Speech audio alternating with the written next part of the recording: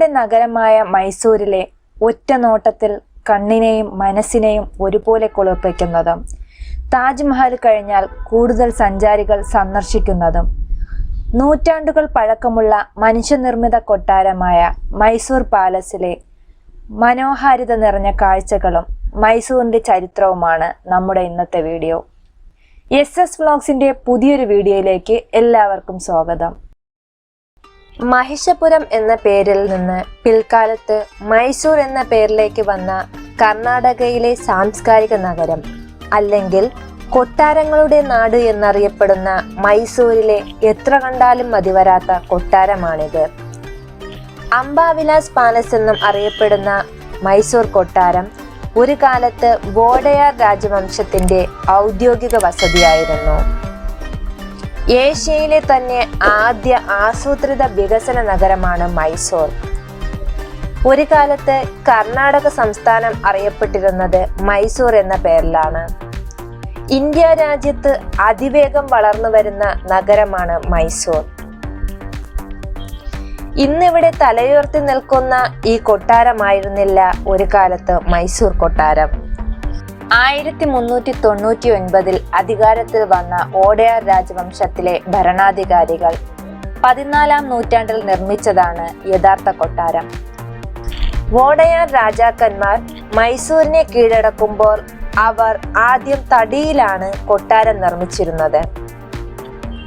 മൈസൂർ ദസറയുടെ പ്രധാന വേദിയാണ് ഈ കൊട്ടാരം.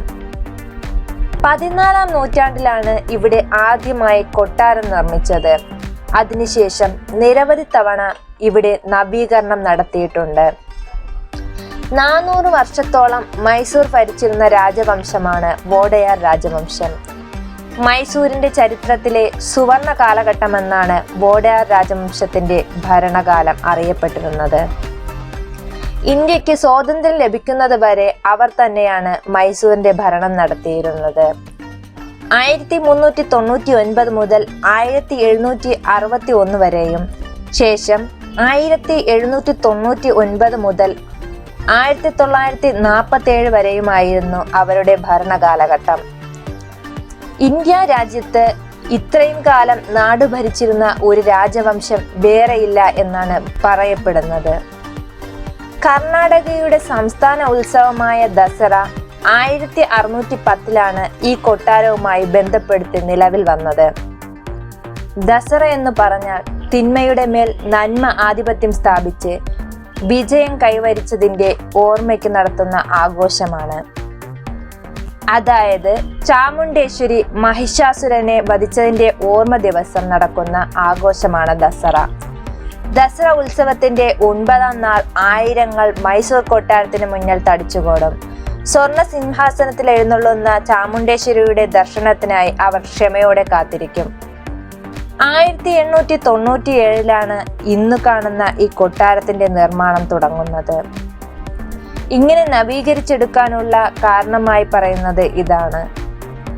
നൂറ്റാണ്ടുകളായി യുദ്ധങ്ങൾ, മിന്നൽ, മറ്റു ദുരന്തങ്ങൾ എന്നിവ മൂലമുണ്ടായ നാശനഷ്ടങ്ങൾ കാരണം കൊട്ടാരം ഒന്നിലധികം തവണ പുനർനിർമ്മാണങ്ങൾക്ക് വിധേയമായി. 1897 ജയലക്ഷ്മി രാജകുമാരിയുടെ വിവാഹ ചടങ്ങിനിടെ പഴയ മരക്കൊട്ടാരം അഗ്നിക്കിരയായതിനെ തുടർന്ന് അന്നത്തെ രാജാവായ കൃഷ്ണരാജ വോഡയാർ 4-ാമന്റെ നിർദ്ദേശപ്രകാരം ബ്രിട്ടീഷ് ആർക്കിടെക്റ്റായ സർ ഹെൻറി ഇർവിന്റെ മേൽനോട്ടത്തിൽ രൂപകൽപ്പന ചെയ്ത ഈ കൊട്ടാരം 1912 പൂർത്തിയായി. ഗ്രാനൈറ്റ്, പിങ്ക് മാർബിൾ എന്നിവ ഉപയോഗിച്ച് നിർമ്മിച്ച ഇത് സങ്കീർണമായ കൊത്തുപണികൾ, താഴികക്കുടങ്ങൾ, കമാനങ്ങൾ എന്നിവയാൽ അലങ്കരിച്ചിരിക്കുന്നു. Indian, Arabic, Mughal, Rajput, Roman, Gothic ശൈലിയിലുള്ള വാസ്തുവിദ്യയാണ് കൊട്ടാരത്തിന്റെ നിർമ്മാണത്തിന് ഉപയോഗിച്ചിട്ടുള്ളത്. 145 അടി ഉയരമുള്ള സെൻട്രൽ ടവറും രാജ രവിവർമ്മ, സിദ്ധലിംഗ സ്വാമി, കെ വെങ്കിടപ്പ എന്നിവരുടെ ഒട്ടനവധി പെയിന്റിങ്ങുകൾ കൊട്ടാരത്തിനകത്ത് നമുക്ക് കാണാൻ സാധിക്കും. രാജകീയ വേഷങ്ങൾ, ആഭരണങ്ങൾ, രാജാക്കന്മാരുടെ ചിത്രങ്ങൾ, മാർബിൾ മിനാരങ്ങൾ, കൊട്ടാരത്തിന് ചുറ്റും പൂന്തോട്ടം, 7 വലിയ ആർച്ചുകൾക്ക് മധ്യത്തിലെ ആർച്ചിനുമേൽ ഗജലക്ഷ്മിയുടെ മനോഹരമായ പ്രതിമ, ദർബാർ ഹാളുകൾ, Ambavilas hall, jewels pavilion Kalyana Mandapam, അങ്ങനെ നിരവധി വിശേഷപ്പെട്ട കാഴ്ചകൾ ഇവിടെയുണ്ട്. 12ഓളം ക്ഷേത്രങ്ങൾ കൊട്ടാര വളപ്പിനകത്തുണ്ട്. 3 നിലകളിലായാണ് കൊട്ടാരം നിർമ്മിച്ചിട്ടുള്ളത്. നിരവധി അമൂല്യ വസ്തുക്കൾ ഇന്നും കൊട്ടാരത്തിനകത്തുണ്ട്. ഏകദേശം 50 ലക്ഷത്തിലധികം വിനോദസഞ്ചാരികൾ ഒരു വർഷം ഈ കൊട്ടാരം സന്ദർശിക്കുന്നുണ്ട് എന്നാണ് കണക്ക്. താജ്മഹൽ കഴിഞ്ഞാൽ ഏറ്റവും കൂടുതൽ ആളുകൾ സന്ദർശിക്കുന്ന ഒരു നിർമ്മിതിയാണ് ഈ കൊട്ടാരം. നിലവിൽ ഈ കൊട്ടാരം സന്ദർശിക്കാൻ മുതിർന്നവർക്ക് 120 രൂപയാണ് നിരക്ക്. രാത്രിയിൽ 1 ലക്ഷം ബൾബുകൾ ഒന്നിച്ച് പ്രകാശിച്ച് 172 വ്യത്യസ്ത വർണ്ണങ്ങളിൽ തിളങ്ങുന്നു. ഇതുമൂലം കൊട്ടാരം കാണുന്നത് തന്നെ അതിഗംഭീര കാഴ്ചയാണ്. പാദരക്ഷകൾ ധരിച്ച് കൊട്ടാരത്തിന്റെ അകത്തേക്ക് പ്രവേശനമില്ല. മഹീശൂർ എന്ന പേരിൽ നിന്ന് ഈ കൊട്ടാരം ഉൾക്കൊള്ളുന്ന നാടിനെ മൈസൂർ എന്ന പേരിലേക്ക് മാറ്റിയത് ബ്രിട്ടീഷുകാരാണ്. പുതിയ കൊട്ടാരം നിർമ്മിക്കുന്നതുവരെ രാജകുടുംബാംഗങ്ങൾ ജഗൻമോഹൻ കൊട്ടാരത്തിലാണ് താമസിച്ചിരുന്നത്. ഏകദേശം ഇന്നത്തെ 230ഓളം കോടി രൂപ ചെലവിട്ടാണ് അന്ന് ഈ കൊട്ടാരം നിർമ്മിച്ചത്. മൈസൂർ മഹാറാണിയായിരുന്ന വാണി വിലാസ് ആണ് ഹെൻറി ഇർവിനെ കൊട്ടാരം നിർമ്മിക്കാൻ ചുമതലപ്പെടുത്തിയതെന്നും പറയപ്പെടുന്നു. ടിപ്പു സുൽത്താന്റെ കാലശേഷം British India governor ജനറലായിരുന്ന Lord Mornington വോഡെയർ രാജവംശത്തെ മൈസൂരിന്റെ ഭരണമേൽപ്പിക്കാൻ തീരുമാനിച്ചു. അങ്ങനെ 1799 കേവലം 5 വയസ്സ് മാത്രം പ്രായമുള്ള കൃഷ്ണരാജ വോഡെയർ രാജാവായി അധികാരമേറ്റു. വിജയനഗര സാമ്രാജ്യത്തിന് കീഴിലുള്ള ഒരു സംസ്ഥാനമായിരുന്നു മൈസൂർ. തളിക്കോട്ട യുദ്ധത്തെ തുടർന്ന് 1565 വിജയനഗര സാമ്രാജ്യത്തിന്റെ പതനത്തിന് ശേഷം മൈസൂർ ഭരണാധികാരികളായ വോഡെയാർ ക്രമേണ സ്വാതന്ത്ര്യം നേടി. എന്നിരുന്നാലും മൈസൂർ ഉൾപ്പെടെയുള്ള ചെറിയ രാജ്യങ്ങൾ അയൽ സംസ്ഥാനങ്ങളിൽ നിന്നും വിദേശ ആക്രമണകാരികളിൽ നിന്നും നിരന്തരമായ ഭീഷണി നേരിടുന്നതിനാൽ ഈ കാലഘട്ടം രാഷ്ട്രീയ അസ്ഥിരത നിറഞ്ഞതായിരുന്നു. 18-ാം നൂറ്റാണ്ടിന്റെ അവസാനത്തിൽ മൈസൂർ ഹൈദരാലിയുടെയും പിന്നീട് അദ്ദേഹത്തിന്റെ മകൻ ടിപ്പു സുൽത്താന്റെയും നിയന്ത്രണത്തിലായി.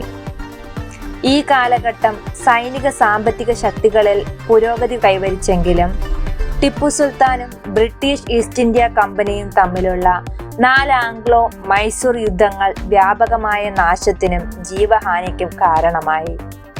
1799 ശ്രീരംഗപട്ടണം യുദ്ധത്തിൽ ടിപ്പു സുൽത്താന്റെ പരാജയത്തിനും മരണത്തിനും ശേഷം മൈസൂർ ബ്രിട്ടീഷ് നിയന്ത്രണത്തിലുള്ള നാട്ടുരാജ്യമായി മാറി. ബ്രിട്ടീഷുകാർ വോഡെയർ രാജവംശത്തെ പാവ ഭരണാധികാരികളായി പ്രതിഷ്ഠിച്ചു. അവരുടെ ശക്തി ഗണ്യമായി കുറച്ചു.